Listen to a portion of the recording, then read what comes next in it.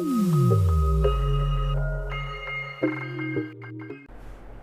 दोस्तों, इस वीडियो में मैं आपको जानकारी दूंगा कि कैसे हम लोग महत्तम समापवर्तक, अभाज्य गुणनखंड विधि और भाग विधि से ज्ञात कर सकते हैं। तो यहाँ पे देखिए, सबसे पहला जो मैं एग्जांपल लिया हूँ 120 और 204। तो इस मैथ्स को बनाने से पहले यहाँ पे हम लोग सबसे पहले देखेंगे कि महत्तम समापवर्तक के लिए हमको क्या क्या चीज़ याद रखना है। तो सबसे पहले यहाँ पे देखिए, हमारा जो पहला पॉइंट है हमको जो याद रखना है वो है हमको सम संख्या, ठीक ना। तो सम संख्या क्या है? ये सम संख्या याद रखना है। सम संख्या मतलब जिसमें इकाई में 0, 2, 4, 6, 8, ठीक ना। ये 5 अंक अगर किसी संख्या की इकाई में है तो ये सम संख्या है, ठीक। तो सम संख्या को हम लोग हमेशा क्या से भाग देंगे? 2 से। हमेशा सम संख्या जब भी होगा तो आपको 2 से भाग देना है। और विषम संख्या, दूसरा चीज़ हमको जो जानकारी होना चाहिए वो है विषम संख्या। और विषम संख्या क्या है? तो देखिए, विषम संख्या है 1, 3, 5, 7, 9। ये 5 अंक आपको याद रखना है।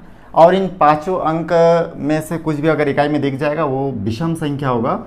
और यहाँ पे हम लोग इसको भाग देंगे, 1 से भाग देंगे, डिवाइड करेंगे तो हमारा जो आंसर है वही आएगा। तो हम लोग सबसे पहले क्या करेंगे, यहाँ पे 3 से डिवाइड करेंगे। 3 से डिवाइड नहीं होगा तो 5, 5 से नहीं होगा तो 7, 7 से नहीं 9, 11, 13, 15, ऐसा करके हम लोग धीरे धीरे जितना भी विषम संख्या है उन सभी से भाग देते देते आगे बढ़ेंगे। तो चलिए, 2 चीज़ हमको मालूम पहले होना चाहिए और भाग देना हमको आना चाहिए, ठीक ना। जोड़ना, घटाना, गुना करना, भाग देना तो सिंपल चीज़ है, इसको आपको आना चाहिए। उसके बाद हम लोग ये सब गणित बना सकते हैं। तो चलिए मैं शुरू करता हूँ। यहाँ पे देखिए, 120 और 204 का हमको महत्तम समापवर्तक निकालना है। तो यहाँ पे हम लोग सबसे पहले हल और फिर इंग्लिश में सॉल्यूशन लिख सकते हैं आप। उसके बाद हम लोग क्या करेंगे इसमें, यहाँ पे देखिए 120 और क्योंकि हम लोग जो विधि से बना रहे हैं वो है अभाज्य गुणनखंड विधि, ठीक ना। तो अभाज्य गुणनखंड विधि में हम लोग क्या करेंगे, इन दोनों का जो कॉलम है उसको अलग अलग हमको बनाना है। डिवाइड जो करेंगे हम लोग, ठीक ना, तो उसको अलग अलग हमको लिख लेना है। 2 संख्या है तो मैं 2 बार लिखा हूँ। अगर यहाँ पे 3 संख्या होता तो मैं इसको 3 टाइम्स ड्रॉ करता, ठीक है, 3 बार बनाता। तो यहाँ पे हम लोग क्या करेंगे, 120 है तो 120 में इकाई में देखिए 0 है, मतलब सम संख्या। यहाँ पे मैं लिख दिया हूँ सम संख्या 0, 2, 4, 6, 8, ठीक ना। इकाई, दहाई, सैकड़ा, हज़ार, ये सब आपको आता है। तो यहाँ पे इकाई में देखिए 0 है, इसलिए ये 2 से भाग जाएगा। तो 120 को हम लोग 2 से भाग देंगे यहाँ पे रफ में। तो 120 को जैसे ही मैं 2 से डिवाइड करूँगा तो देखिए यहाँ पे आ जाएगा 2 छक्के 12 और यहाँ पे, ठीक है, 0 0 हो गया। यहाँ पे 0 का 0, 2 0 का 0। तो हमारा जो आंसर आ गया कितना आया, 60 आया है। तो हम लोग यहाँ पे 2 से भाग देंगे। 2 से क्यों भाग दे रहे हैं? क्योंकि इकाई में कितना है, 0 है, इसलिए 2 से भाग दे रहे हैं। अगर यहाँ पे इकाई में 0 के जगह पे 1, 3, 5, 7, 9 होता तो हम लोग सबसे पहले 3 से डिवाइड करते। 3 से नहीं जाता भाग तो 5, फिर 7, 9, 11, एक्सेट्रा एक्सेट्रा, ऐसे हम लोग आगे बढ़ते रहते। यहाँ पे हम लोग देखेंगे कि 120 में 2 से हम लोग अगर डिवाइड करेंगे तो कितना आया हमारा आंसर, देखिए 60। तो इसको हम लोग 60 लिख देंगे। फिर यहाँ पे एक लाइन वो कर देंगे। और ये प्रोसीजर तब तक चलता रहेगा जब तक आखिरी में कोई ऐसी संख्या ना आ जाए जो किसी संख्या से भाग नहीं जाएगा, या फिर आखिरी में 0 ना आ जाए। तब तक हम लोग क्या करेंगे, इसको हल करते रहेंगे। तो यहाँ पे देखिए आप 60 आया है तो 60 में देखिए यहाँ पे इकाई में क्या है हमारा 0 होने के कारण हम लोग फिर से क्या करेंगे, 2 से भाग देंगे।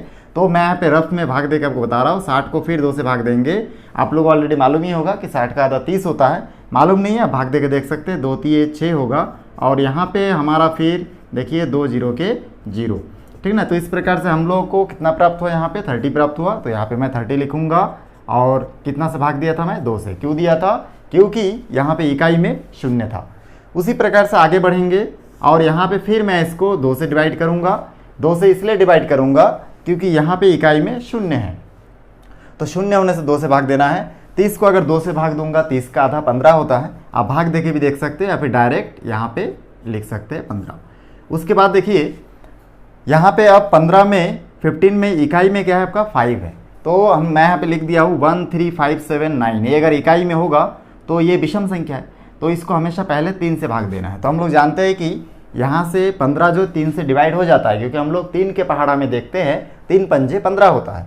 तो इसलिए हम लोग यहाँ पे लिखेंगे 3 पंजे 15। और यहाँ पे क्योंकि ये 5 जो है, ठीक ना, इकाई में है, एक संख्या इकाई होता है हमेशा, तो एक संख्या ये क्या है, विषम संख्या है। तो हम लोग इसको क्या करेंगे, 5 जो है 5 से ही भाग जाता है, 3 से हम लोग भाग नहीं दे सकते, क्योंकि हम लोग 3 से अगर 5 को डिवाइड करेंगे तो एक बार में 3 में देखिए शेषफल 2 बच रहा है, मतलब भाग नहीं गया, ठीक ना। भाग जाने का मतलब शेषफल में 0 आना चाहिए, तो इसलिए हम लोग यहाँ से इसको फिर भाग देंगे किससे, 5 से। तो यहाँ पे हमारा जो आखिरी में कितना आ गया देखिए 1 आ गया, मतलब ये सॉल्व हो चुका है। आपको मैं धीरे धीरे स्टेप बाय स्टेप बता रहा हूँ, इसलिए थोड़ा लेट लग रहा है। बाकी जब आप खुद से बनाएंगे तो बहुत ईजी है और बहुत फास्ट आप लोग बना सकते हो। आपको 1 से 10 तक का पहाड़ा भी आना चाहिए, तो आप बहुत जल्दी से इसको सॉल्व कर पाएंगे। चलिए आगे बढ़ते हैं। अब देखिए हम लोग एक तो सॉल्व कर लिए, 1 आ गया, तो इसको हम लोग हल करना बंद कर देंगे और इसके बाद हम लोग सेकंड वाला को, ठीक ना, सेकंड जो 204 है इसको फिर इसी विधि से हम लोग हल करेंगे। सबसे पहले हमको देखना है कि इकाई में 4 है, तो यहाँ से हमको भाग देना है 2 से, क्योंकि 4 जो है एक सम संख्या है, इसलिए 2 से भाग देंगे। तो 2 से अगर 204 को मैं भाग दूंगा तो कितना आएगा, तो यहाँ पे मैं रफ में यहाँ पे हल कर लेता हूँ। देखिए 204 को मैं क्या से भाग दूंगा, 2 से, क्योंकि इकाई में कितना था, सम संख्या था। तो यहाँ पे हो जाएगा 2 एकम 2 और यहाँ पे हो जाएगा देखिए 0 का 0, 2 शून्य का 0 और 4 बचा है, तो 2 दूनी कितना हो जाएगा, 4 हो जाएगा। हमारा शेषफल 0 आ गया, मतलब 204 का 2 से भाग देंगे, डिवाइड करेंगे तो उसका आधा हो जाएगा 102। तो हमको प्राप्त कितना हो रहा है, 102 प्राप्त हो रहा है।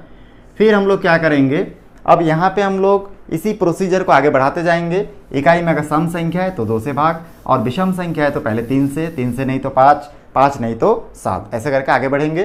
तो यहाँ पे देखिए 102 में इकाई में क्या है, 2 है, और 2 क्या है, एक सम संख्या है, इसलिए हम लोग 102 को फिर क्या करेंगे, भाग देंगे कितना से, 2 से। क्यों दे रहे, क्योंकि इकाई में सम संख्या है। तो 2 से जैसे मैं भाग दूंगा 102 को, तो हमको यहाँ पे प्राप्त होगा, देखिए कितना, तो हो जाएगा 2 पंजे 10, क्योंकि एक अंक में तो नहीं जा रहा है भाग, तो 2 पंजे 10 आ रहा है, और 2 एकम 2 होगा, मतलब हमको यहाँ पे प्राप्त हो रहा है 51। तो यहाँ पे हम लोग 2 से भाग दिए, तो हमारा उत्तर कितना है, 51 है, उसको मैं नीचे लिख दिया। फिर यहाँ पे लाइन खींचेंगे, तो 51 में इकाई में देखिए क्या संख्या आपका, इकाई में विषम संख्या होने के कारण इसको हम लोग पुनः क्या करेंगे, विषम संख्या होने से सबसे पहले 3 से भाग देना है। तो 51 को अगर मैं 3 से डिवाइड करूंगा रफ में, तो यहाँ से हमको प्राप्त हो जाएगा 3 एकम 3, ठीक ना। 2 बार में 6 हो जाएगा, इसलिए क्योंकि एक अंक है तो यहाँ पे एक अंक हम लोग लेंगे, तो इसलिए हो जाएगा, इसमें घटाएंगे तो यहाँ पे 2 प्राप्त होगा, यहाँ पे 1 का 1, 2 को भाई 3 का पहाड़ हम लोग पढ़ेंगे तो 3 सत्ते कितना होता है, 21 होता है। तो इस प्रकार से हमको प्राप्त हो गया इसमें 17। तो इस प्रकार से हम लोग 51 को 3 से भाग देंगे, 2 से भाग नहीं देंगे, क्योंकि 51 की इकाई में आपका क्या है, जो संख्या है वो विषम संख्या है। तो इस प्रकार से यहाँ पे हमको प्राप्त कितना हुआ, 17। अब 17 एक ऐसी संख्या है जो केवल स्वयं से भाग जाता है और 1 से भाग जाता है, अन्य कोई भी संख्या से भाग नहीं जाता। इसलिए हम लोग क्या करेंगे, यहाँ पे 17 एकम 17 हम लोग लिख लेंगे। आखिरी में हमारा कितना आ गया, आंसर देखिए 1 आ गया, ठीक है। भाग क्या क्या नहीं जाता, अभज्य संख्या जो केवल और केवल 1 से ही भाग जाता है और स्वयं से भाग जाता है, जैसे 3 भी स्वयं से भाग जाता है और 1 से भाग जाता है, बाकी कोई संख्या से भाग नहीं जाता। लेकिन अगर हम लोग 4 की बात करें तो 4 जो है 4 से भी भाग जाता है, 4 जो है 2 से भी भाग जाता है, 1 से भी भाग जाता है, ठीक ना। तो इस प्रकार से ऐसी संख्या जो केवल स्वयं से भाग जाता है उसको हम लोग अभज्य संख्या बोलते हैं। तो यहाँ पे देखिए यहाँ तक आपको समझ में आ गया होगा। उसके बाद हम लोग क्या करेंगे, यहाँ पे हम लोग दोनों को तो भाग दे चुके हैं, क्योंकि हमको निकालना है महत्तम समापवर्तक। तो हम लोग इसलिए क्या करेंगे, इसमें इसको यहाँ पे लिख लेंगे। देखिए 120 को हम लोग हल किए तो 120, अगर ये साइड वाला सभी को हम लोग गुना कर देंगे तो 120 ही आएगा, ठीक ना। ये क्या हुआ, छोटे छोटे भाग में बढ़ गया है। तो 120 में देखिए क्या क्या है, 2 2 2, कितनी बार है 2 2, देखिए यहाँ पे आपको प्राप्त हुआ है 3 बार, और 3 और 5 प्राप्त हुआ, 3 गुना 5, ठीक ना। तो ये 1 लिखने की आवश्यकता आपको नहीं है। तो यहाँ तक 120 का वाला हम लोग लिख लिए यहाँ पे। उसी प्रकार से 204, तो 204 को भी हम लोग यहाँ पे लिखेंगे, और 204 का यहाँ पे देखिए कितना प्राप्त हुआ, 2 कितने बार प्राप्त हुआ, 2 बार, और एक बार 3 प्राप्त हुआ, एक बार 17 प्राप्त हुआ ना, 2 2 3 17। तो इस प्रकार से हम लोग इसको लिख लिए। अब देखिए महत्तम समापवर्तक अभी तक नहीं निकला, तो उसको निकालने के लिए आपको क्या करना है, कोई भी एक लाइन में आप धीरे धीरे चलते रहिए। जैसे 2, अब देखिए ऊपर लाइन में पहला संख्या है 2, ऊपर भी ये 2 है, तो नीचे लाइन में वो 2 है कि नहीं, देखिए तो 2 है। फिर नेक्स्ट जाएंगे तो ये देखिए यहाँ पे भी एक 2 है, नीचे भी है, तो इसको भी गोला कर दीजिए। उसके बाद देखिए ये आपको समझाने के लिए मैं रेड पेन से गोला कर रहा हूँ, आपको ऐसा गोला नहीं करना है, पेंसिल से इसका यूज़ कर सकते हैं, ठीक ना, जिससे गलती ना हो। फिर देखिए ये यहाँ पे 2 है, लेकिन नीचे 2 है क्या, नहीं है, तो इसमें गोला हम लोग नहीं लगाएंगे। फिर हम लोग देखेंगे आगे बढ़ेंगे, 3 है तो नीचे भी 3 है, इसलिए इस दोनों को हम लोग गोला कर दिए। फिर आगे बढ़ेंगे तो यहाँ पे 5 है और नीचे 17 है, 5 तो है नहीं, तो कुल मिला के 2 2 3 जो है दोनों में एक समान है, तो एक समान जो है इसलिए हम लोग यहाँ पे लिखेंगे अतः महत्तम समापवर्तक बराबर हम लोग क्या लिखेंगे 2 × 2 × 3। कोई भी एक लाइन को देख के लिख लीजिए, ऊपर लाइन नीचे लाइन कोई भी, ठीक है ना, क्योंकि दोनों में सेम चीज़ को हम लोग बोला किए हैं, एक समान चीज़ को, एक समान संख्या को, इसलिए हम लोग ऊपर या नीचे लाइन कोई भी एक लाइन देख के आपको लिख लेना है और इसको गुना कर देना है। तो आ जाएगा 2 दूनी 4 और 3 बचा है, 3 चौके 12। तो इस प्रकार से 120 और 204 का महत्तम समापवर्तक कितना निकला है, 12 निकला है। यहाँ पे हम लोग लिख सकते थे, अतः ना लिख के यहाँ पे हम लोग लिख सकते थे 120 और 204 का महत्तम समापवर्तक इतना है, ठीक है। तो इस प्रकार से हम लोग इसको लिख। इसके नेक्स्ट वीडियो में मैं आपको बताऊंगा कि कैसे हम लोग भाग विधि से महत्तम समापवर्तक ज्ञात कर सकते हैं। इस वीडियो को शुरू से आखिरी तक देखने के लिए आप सभी का बहुत बहुत धन्यवाद।